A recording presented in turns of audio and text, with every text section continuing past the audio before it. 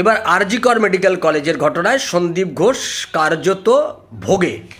সন্দীপ ঘোষের যে অবস্থা হবে আমরা যা দেখতে পাচ্ছি এখনও পর্যন্ত, আরজি কর প্রাক্তন মেডিকেল সুপার আক্তার আলীর করার অভিযোগের ভিত্তিতে বিচারপতি তীর্থঙ্কর ঘোষের এজলাসে সিবিআই আদালতে যে রিপোর্ট দিয়েছে সেই রিপোর্টের ভিত্তিতে আমরা যা দেখতে পাচ্ছি তাতে সন্দীপ ঘোষ কার্যত ফিনিশ, তাকে বাঁচাতে পারবে না। মমতা ব্যানার্জির আর ক্ষমতা নেই তাকে বাঁচাতে পারে।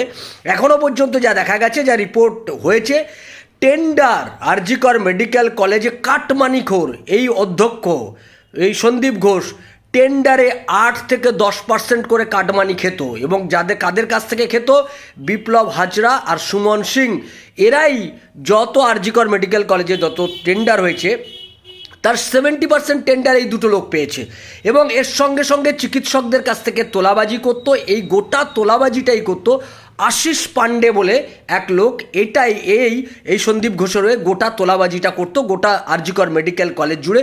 অর্থাৎ আরজি কর মেডিকেল কলেজকে কেন্দ্র করে একটা বিরাট টাকা উঠে আসতো, এবং সেই টাকাটা এখনও পর্যন্ত আমরা সূত্র মারফত যতটুকু জানতে পারছি যে বছরে প্রায় 100 কোটি টাকার মতোই আরজি কর মেডিকেল কলেজকে কেন্দ্র করে উঠতো।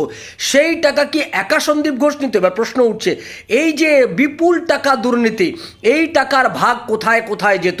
শেষ পর্যন্ত কি এই টাকা কালীঘাট এসে পৌঁছতো? এই প্রশ্নও কিন্তু রয়েছে। ফলে সেক্ষেত্রে সন্দীপ ঘোষকে সিবিআই এই তদন্ত করতে করতে শেষ পর্যন্ত সিবিআই কালীঘাট পর্যন্ত না পৌঁছে যায়, এটা একটা বড় বিষয়।